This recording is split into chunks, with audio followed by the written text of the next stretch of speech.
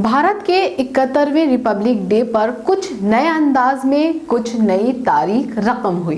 एक तारीख दिल्ली के शाहीन बाग में रकम की गई, जहां प्रोटेस्ट कर रहे लोगों ने 50 फीट झंडा लहराकर रिपब्लिक डे मनाया और एक साथ कई लाख लोगों ने जंगन मंगन गाया।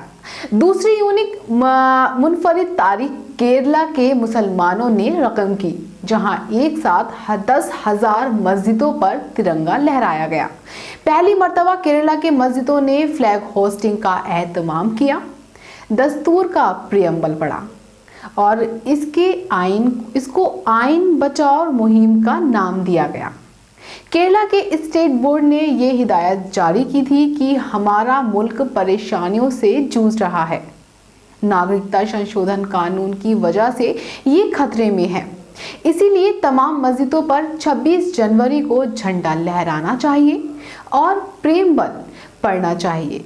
इसका मकसद आइन को बचाना और आज़ादी को कंटिन्यू रखने की जो लड़ाई चल रही है उसमें शामिल होना है। अल्लाह हाफिज।